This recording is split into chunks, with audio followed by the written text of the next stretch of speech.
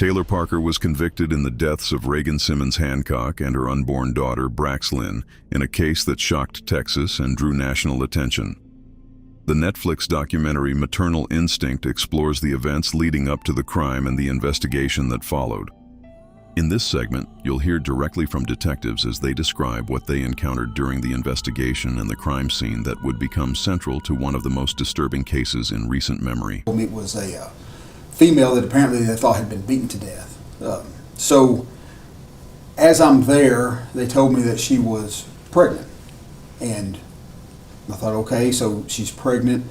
And then next question was, well, how's the baby? Is the baby going to be able to be delivered or what? And they went in there and they come back and said, well, the baby's gone. And so my remark was, the baby is gone as in deceased or is gone as in gone? And they said, no, the baby is gone. The baby is missing. And as soon as they told me that, I mean, your mind starts running. We got to contact hospitals. We got to get officers. It sounds horrible, but we got to get officers starting to look at dumpsters near around and things like that. You start playing 1,000 scenarios through your head. And I did my initial walkthrough and see what I saw, and at that point I knew I was going to need help. So I called my partner Spencer.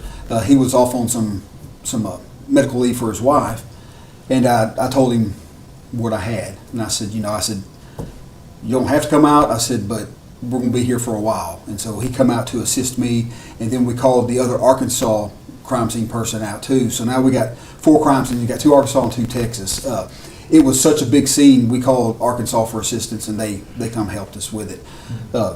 New Boston talked to the chief. He said, once we seen this, we knew it was over our head. And he said, that's why your phone number's on our bulletin board. He said, that's why we called y'all, because we don't mind assisting other agencies, because we're the only dedicated crime scene unit in this area. So they called us, and we got there. And we started doing our initial walkthrough, and the first thing I noticed at the scene was a lot of bloody footprints, shoe impressions.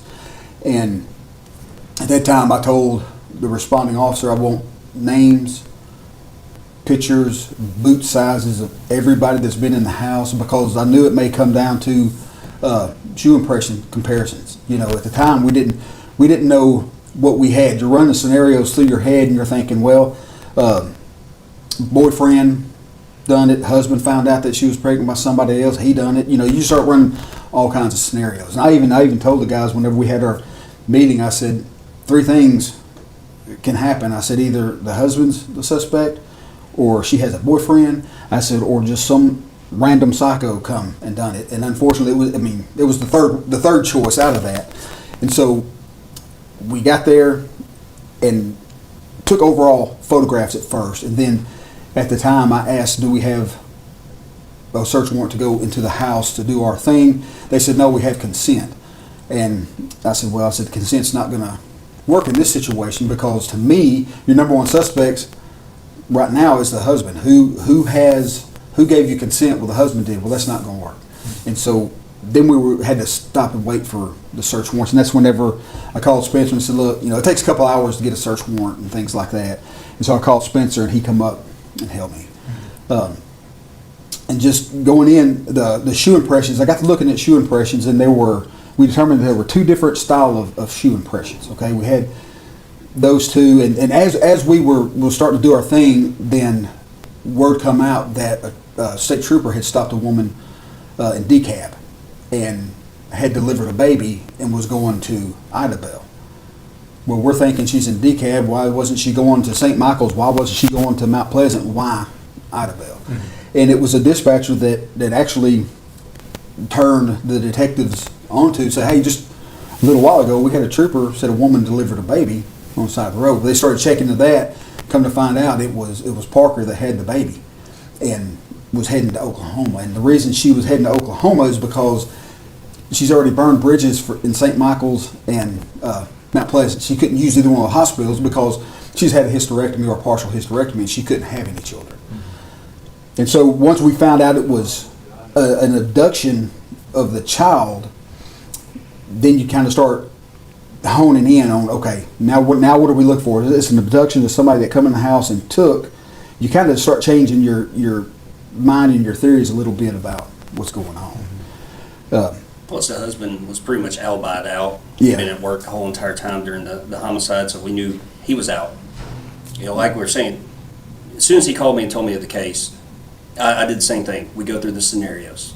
And I had already had the same 3 scenarios. The whole entire time I'm driving to Boston, I'm thinking, how many deputies and troopers can I pull to go start searching every roadway, dumpster in the area to try to find the child?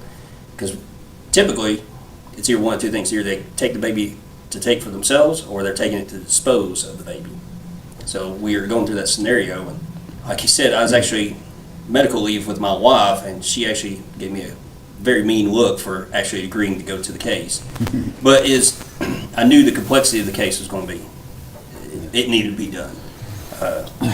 So when we got the search warrants and everything, and we get inside the residence, you kind of just sit back and you kind of just look. You let the scene talk to you. And it kind of sounds corny, but it's blood tells you a lot of things. Okay, and so you sit back and you look, and we're looking at blood. There's blood everywhere. There was a bloody jar in the kitchen. There was a bloody jar full of sand in the living room. There was. What do you mean a bloody jar? There was so much blood that blood was overflowing into a jar, No. Okay, yeah, it was mason jars. Okay. And it was actually from their wedding. You know how you pour the sand into the mason jars for weddings? Okay. One of them was empty, and the other one had the sand in it. I believe the one in it was about 4 pounds, I think is what we. I'd have to look at it I again. can't 4 recall. or 5 pounds worth of sand. It was a heavy weight. And when I say blood was on it, I'm talking blood transfer from like a hand onto it. Okay, got you. And looking And at spatter. her, Okay. and spatter and things like that. And looking at the blood on that, then it was like, well, she was beaten with one of these jars. We once we started looking at the body, she had an indentation on her head that we knew come from a jar, probably come from a jar with sand in it because it's a heavier object. And when we first started looking, we had blood everywhere. So our first initial thought was this woman fought for her life. She fought this suspect, this person to come in. She fought. That was our first hypothesis. But once we started the investigation and started looking at things, and once Taylor Parker was arrested, she had no injuries on her.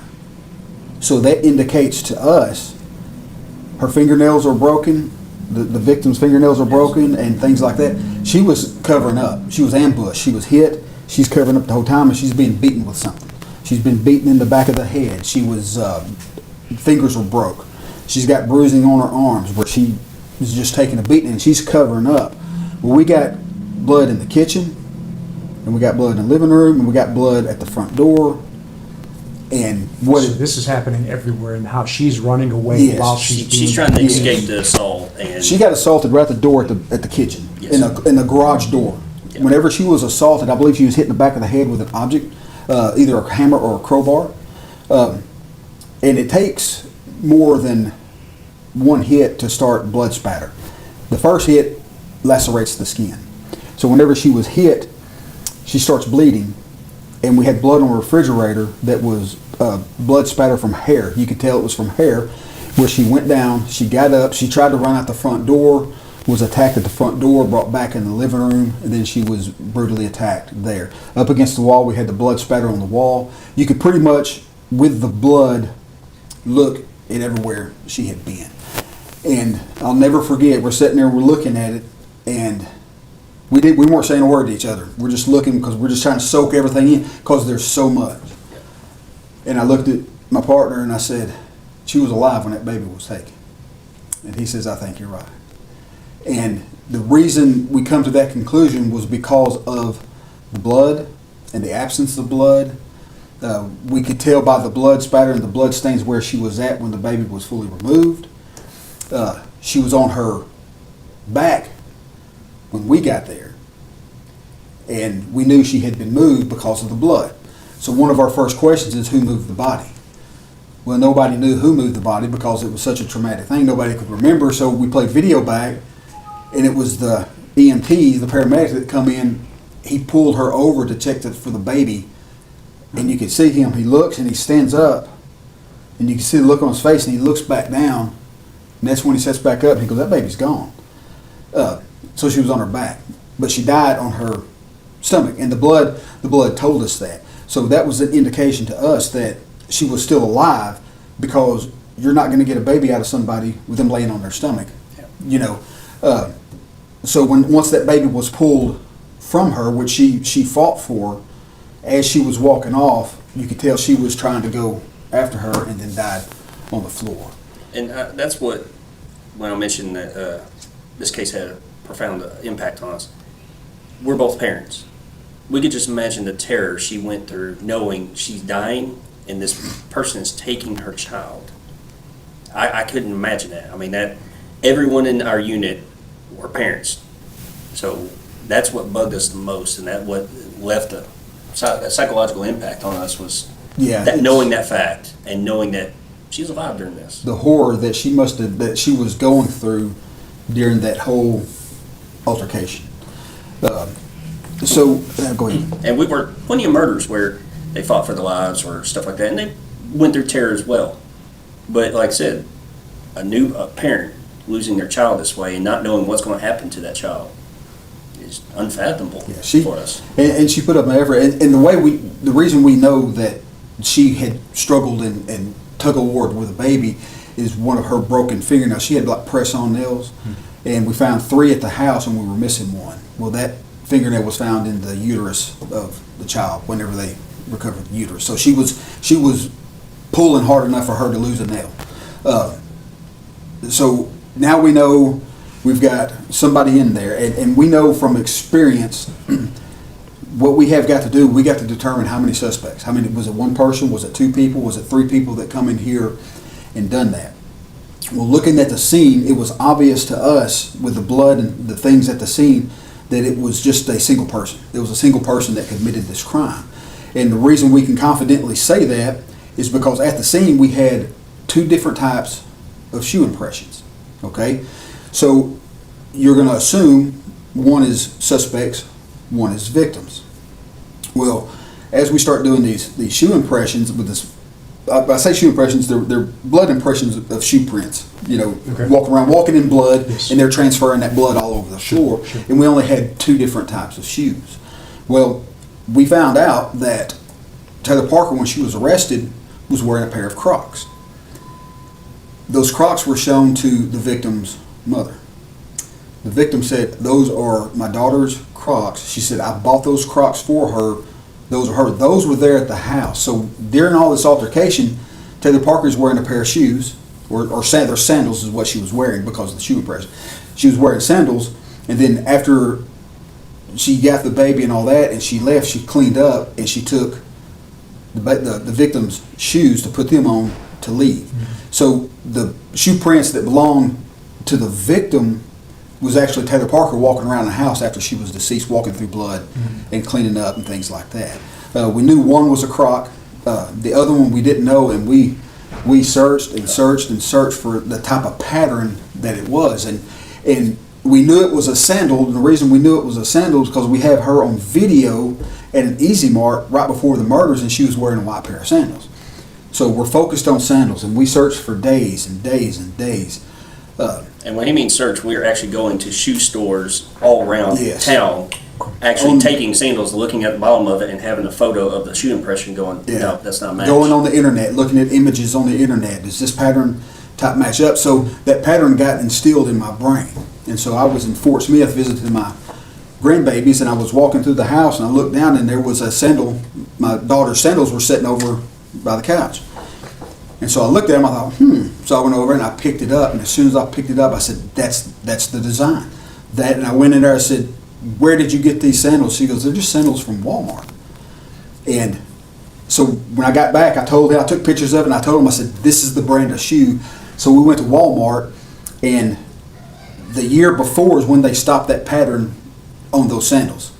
So they were older sandals, and the new ones didn't have that. Right. So what we did is I got online on eBay and found a pair of sandals that looked just like the ones that was in our blood shoe print. So once I bought those off of eBay, and when I got them, we brought them to work, and we called LifeShare out here. The blood bank. Yeah, the blood bank here in Texarkana. And we kind of told them, hey, well, we went by there. We didn't call them. We went by there and said, hey, look, do y'all have any old expired blood or anything like that? Because this is the reason. And we told them about the case, which they already knew about it. And we told them we're trying to replicate this shoe impression. And they said, we'll get in touch with you. So out of Shreveport, they called us from Shreveport. They said, we heard y'all needed some blood. And we told them, they said, we will help you 100%. We've got some old blood. She goes, it's tested blood. It's just expired. We can't give it to nobody. So they send us a couple of pints of blood. And so we go into our lab, and now we start trying to replicate the shoe impressions. We went to Lowe's. We bought the same type of tile that was in the floor at Lowe's and took it into our lab and set it down. We had our female partner from Arkansas side slip the sandals on, step in the blood, and walk, and we could replicate those same type of shoe patterns that was in that. So, and those type of sandals they sell in white. So we finally got that down. So now we know it was a croc in this sandal here, and it was.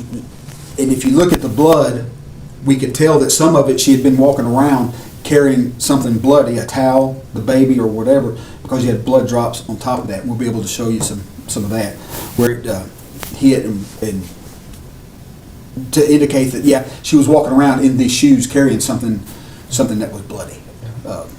And I think in Taylor Parker's mind, she thought the assault would be like on TV. I hit her in the head once, she'll go down unconscious, I can do what I need to do, and be done and out of here. She didn't realize it takes a lot more than that to knock somebody out effectively. And like he said, we originally thought it was a knockdown, drag-out fight. Then come to find out it wasn't. There's still a lot of things that we never recovered. We never recovered Taylor's actual shoes. We never recovered the hammer or whatever, or crowbar, object she whatever it used was. to beat on her. We never recovered that. Cell phones. Never found the cell phones. Never found the victim's cell phone. Never found Taylor's. they had some of Taylor's, but Sorry. not one. Hers they didn't find. She had several different cell phones because she would text herself being somebody else. And that's what's amazing. And we brought up the husband earlier because that's going to be one of your first primary suspects. And one of the things that we had to battle in court is people couldn't believe that the husband didn't know about it. And Taylor's husband? Taylor's husband, Okay, Taylor's. that Taylor's the suspect's husband couldn't have known about it. They said, well, they would have had to know that she was pregnant. Well, people don't understand. She bought a prosthetic belly. She had a prosthetic belly. She had bought sonograms. She had bought all this stuff. And you can go online, fakeapregnancy.com, and you can buy everything you need to make somebody think that you're pregnant. And this guy thought she was pregnant. And she was texting herself because they have a hog farm and they sell hogs. She told her husband, look, I'm going to Idabel because they're going to do a C-section, take this baby. He said, well, I'm going with you. She said, well, you can't. He says, well, why not? She says, remember, we've got to sell these hogs to this guy that was, 3 hours away? Something like that. 3 hours away, you got to go sell these hogs. And he said, well, I'll go sell the hogs, then I'll come to the hospital. She said, perfect. I think in her mind, two things going to happen. She either had the baby or she lost the baby. So the husband gets to the farm and drives up and tells the farmer guy, hey, man, I'm here. He goes, why are you here?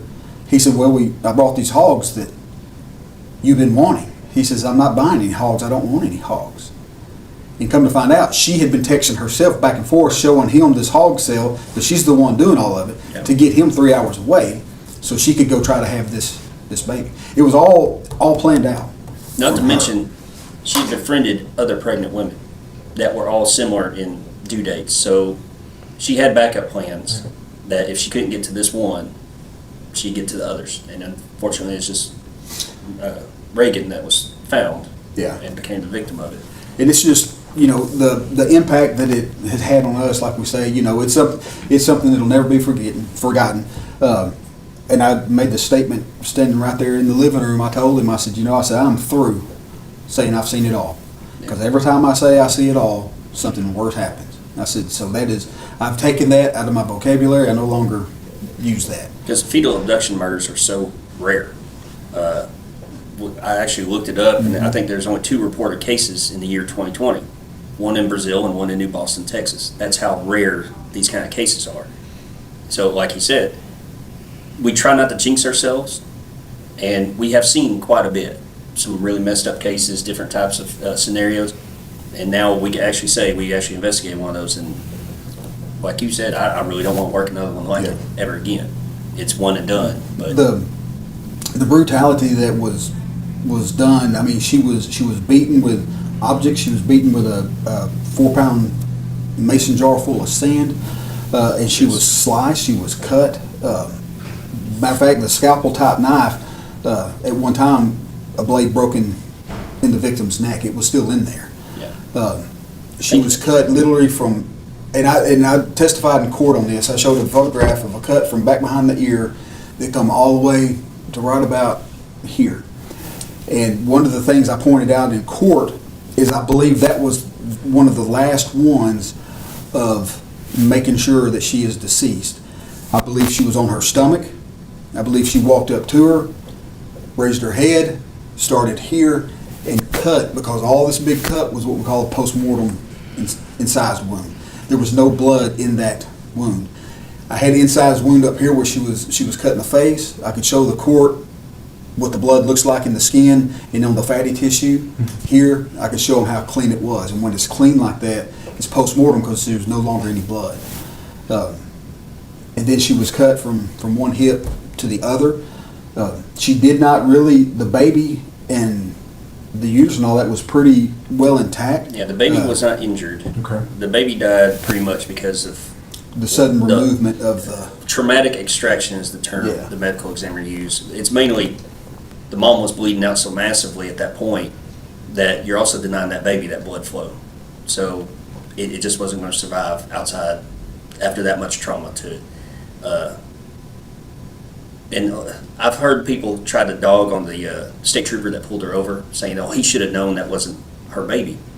So speaking from experience as an officer, if I pull over a woman and she's had a baby in her arms and she says she delivered on the side of the road, I'm not going to doubt it at first. And she went through some extremes to actually try to make it look like she gave birth. And it wasn't until she got to the hospital and the doctors actually confirmed, said, nope, you never gave birth. And she, even to that time, she's still lying to Oklahoma police saying, no, it's my baby, I gave birth to it. Even after the doctor told her, no, it's not medically possible, until she finally started giving up a little bit here and there. And when the trooper pulled her over, she actually had the umbilical cord stuffed down In her pants. Yes. So I mean, the trooper had no, you walk up, she's holding the baby. Okay, so what are you going to do? You're going to get an ambulance. That's all you can do. You can't do anything else. But luckily, I think he was going to pull her over because she was speeding, and then she called 911 asking for help. I just had a baby on the side of the road. And that's why it was like back to back. She knew that, hey, I'm fixing to get stopped, and she's just another part of the plan. She planned out quite a bit. I don't think she is as smart as a lot of people think on certain aspects of it, but she did plan out a lot of good detail. How she kept her lies straight is unbelievable to me.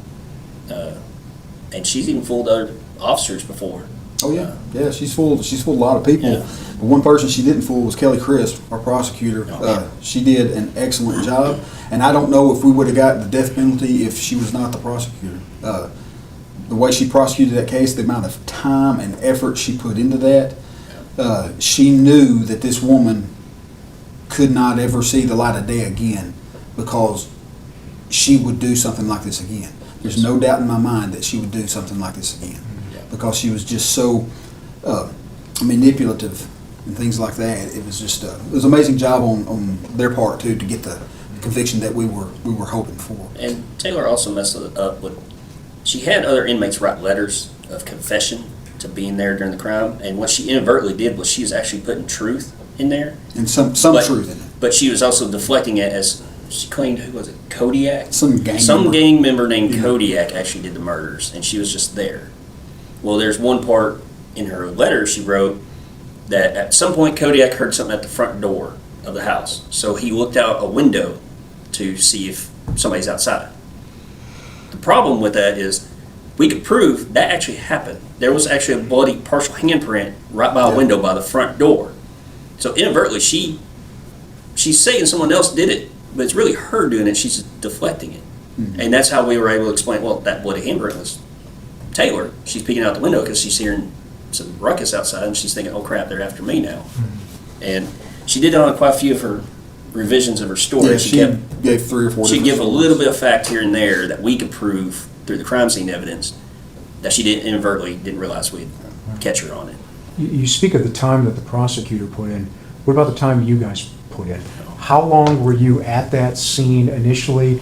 How many days did you go back to that scene? Kind of There was- encapsulate all of that. There was 4 of us working it, so you got 4 individuals working one scene.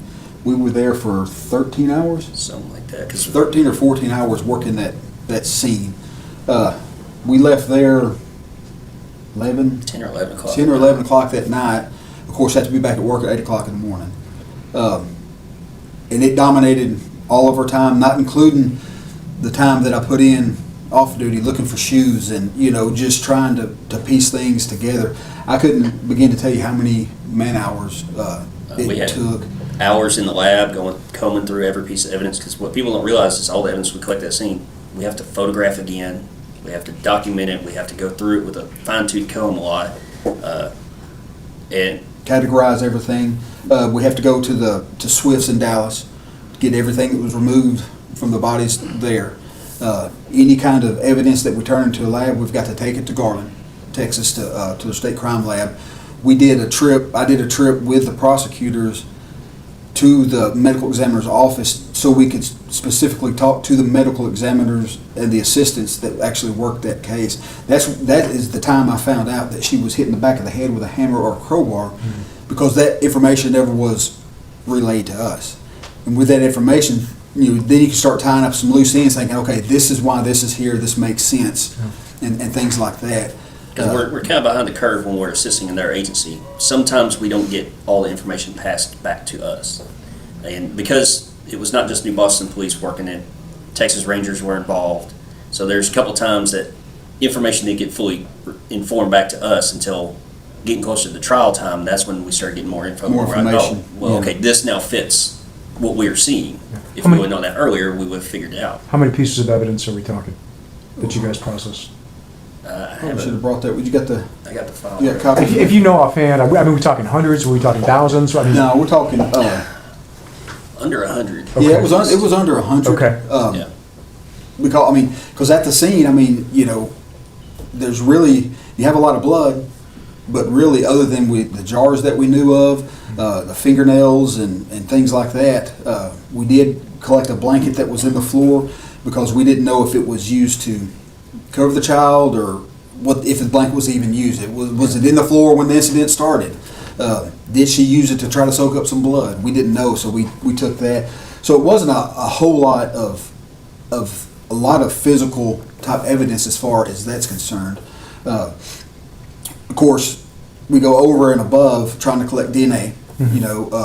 Fingerprints, we processed quite a Processed few everything areas. for fingerprints. We had a bloody partial print on the wall. Okay. Cut the wall out to see, but we couldn't never identify that print of matching it up to either Taylor or anybody else. We couldn't identify it at all. were Taylor's fingerprints found at the scene? No. No. They were not, okay. The problem a lot of people don't understand about fingerprints is they think just because you simply touch something, your fingerprint's going to be on there and you can identify it. Right.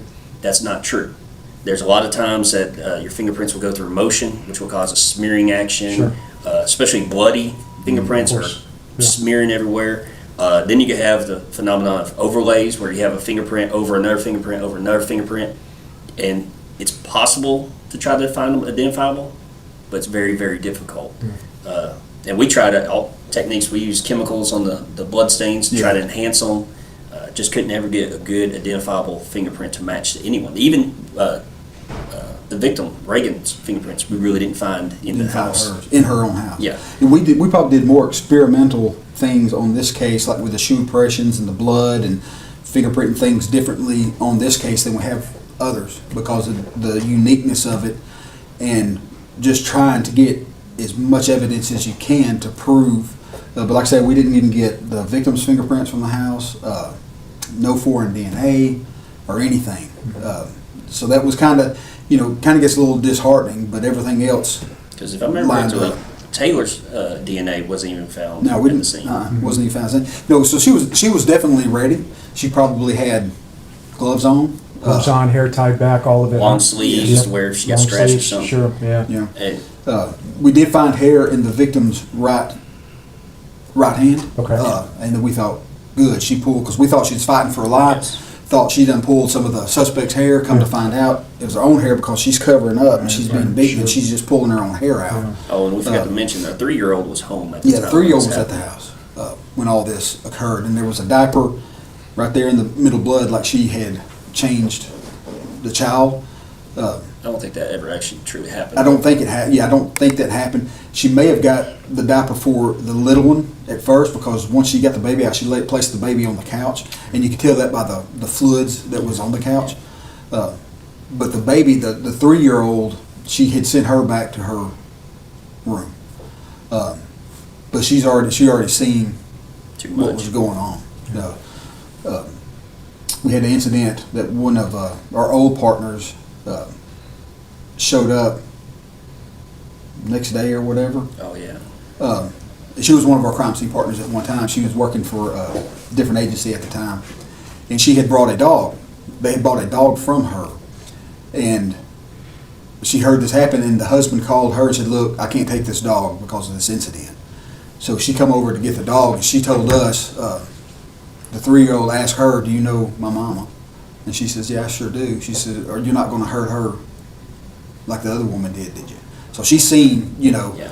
Of course, she had to reassure her that no, she wasn't, So the child was in there, and that's that's another thing that kind of sticks with you, the trauma that occurred to that child and the family itself. I mean, it's just unfathomable. It's unbelievable that somebody would do something like Because this. Reagan's mom found her, so she Yeah. had to see that. And then her stepdad, I think the stepdad was Yeah, there. there's one went and got the child out of the house. So I mean, it's tragic. It's horrific. It'll never leave my mind. As long as I have a sound mind in this business, I may not have a sound mind for long, but it's you don't wish it on anybody.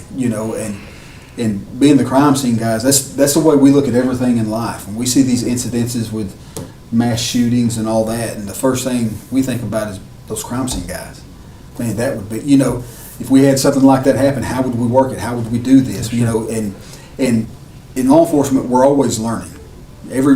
Unfortunately, we're in the business of reacting. So if something bad happens, like the Columbine shooting, those police officers got all kinds of scorn and in trouble by their actions. But at the time, in law enforcement, they did exactly how they were trained. You set up perimeters, you wait for your big boys, your SWAT team to get there, things like that. After that incident, now you start looking at things differently. Now we know, okay, you can't set up a perimeter.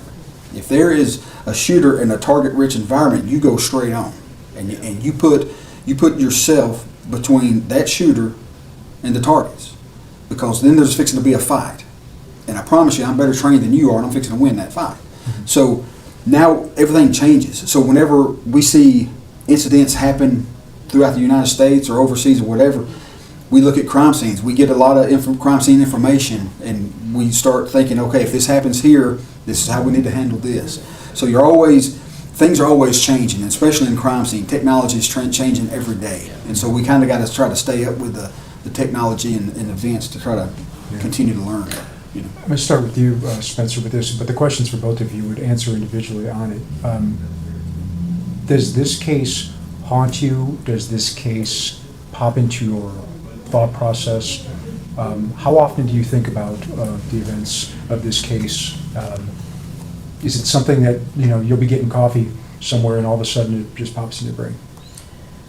I think at this point in my career, they don't really pop as much in my head, especially since this case has been done for, 3 years now. We've had other cases that fill the void in that time frame. Now, there are times that I might sit there and think about when I had my daughter, and I might think of just have a glimpse of a thought of the terror she went through. Also, a local Christmas parade of lights venue here in town, or actually out in New Boston, took my family out there one day. We're driving through, and they started having signs of in memory of Michael Page, a fellow deputy that was killed in the line of duty. Okay, that's cool. And then I see a sign saying in memory of Reagan Hancock and Braxton Hancock. I'm like, my wife was like, well, who's that? I said, that's the New Boston murder victims. And that just, as soon as you hear the names, it floats back to you. And then sometimes we'll have people just randomly ask, well, you are crime scene, did y'all do that new Boston one? Yeah, and as soon as you bring it to our mind, we start thinking about it. Yeah. And we use it also as a teaching material, because we also train other agencies on crime scene. And because it's a unique case, we present it as, okay, here's what we got. Do y'all see anything wrong with it? Are y'all seeing what we're seeing? So these newer officers will understand the complexity and stuff like that. At this point, like me and Mark have discussed before, we're so far in our career that I guess we could say we're kind of damaged on the normal human seeing that would just have ungodly nightmares and terrors about it. We've seen stuff like this so much that it really doesn't bother me much anymore. I don't effectively lose sleep anymore over it. It still affects, it still hurts, but it's to the point where we don't constantly harp on it or think about it. Now, our junior guy in the crime scene unit at that scene, you could tell it bothered him. He kept wanting to talk about the case. And we were constantly like, once we're done with it, let's move on, let's focus on other ones. Because we don't want to keep dragging up these kind of cases. Yeah. And for me, over the years, I've gotten really good at compartmentalizing things that happen. So I haven't lost any sleep because I can compartmentalize. But the problem is that comes at a detriment to me as an individual. I've lost a lot of empathy. I've lost a lot of emotions and things like that because of my career in this business. Whenever you hear a friend or a family member that has passed away, and you're like, okay, well, what are we going to do now? You know, you start to, it's almost like, am I becoming like I'm not human because of the amount of trauma and devastation that we have seen. I've been doing crime scenes since 2002, so that's over 20 years just in crime scenes. So I've seen a lot in crime scene, and then you start thinking, well, are we damaged goods? I know emotionally, where am I? Because I don't feel emotion. You know, everything is compartmentalized so much that whenever you go into a scene like that, we know that, okay, this body's laying here, that body's evidence. And we've got to speak for that body there. And so we look at things as evidence. What can this body tell us? And you have to put it behind, you have to put that wall up whenever you're doing that. You can't work it and say, she was pregnant, she was a mother, she's a mother to this child, she's a wife, you start adding the human aspects into it, and it will really start messing with you. But yes, things come up that are reminders that remind, and you go right back, flashes of that scene, of all the amount of blood, of everything that you witnessed and that you've seen. Things do pop up, but I don't lose sleep. I've been blessed enough not to be able to lose sleep and be able to kind of keep things separated. I try not to take things home, but my wife can tell you that there's times when I come home and she'll just kind of back off because she knows, you know, either by my facial expressions or the way I'm moving or talking, that okay, he's had a rough one. She's there if I want to talk. She's there. But when we first got married, she said, "How'd your work go today?" It was okay. So, well, what'd you do? You never tell me what you did. I said, okay. I said, what I did today is I had a death of a 2-year-old that was beaten to death. And she goes, whoa. Oh, she, okay. She goes, I fully understand, but just know I'm here to talk if you're willing to talk. So I'm blessed with a wife that will listen to me, not harp on me, and she knows whenever I'm at that point, let's just give him some time, and he'll come back to me. But there are times that you just kind of separate. There's times that I want to go home and I just want to sit.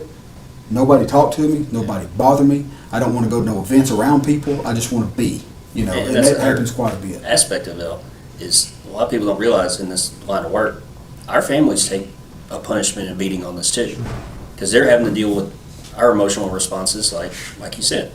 Sometimes my wife has actually made a comment that I appear cold sometimes. I'm sorry. You know, we've been conditioned to the point of, like he said, when we show up and then we see a body, that's evidence. I can't sit here and dwell on thinking that's a daughter or a sister or somebody. If I did, it would drive me insane. Yeah. So we see as evidence and evidence only. That's always the biggest question we always get when they ask us about our job is, how do you deal with the dead bodies? We don't see them, unfortunately, we don't see them as human at that point. We can reflect on that later on. Yeah. But at the moment, we can't. And we know, they're humans or somebody's dad, Yeah. father, son, whatever. We understand that.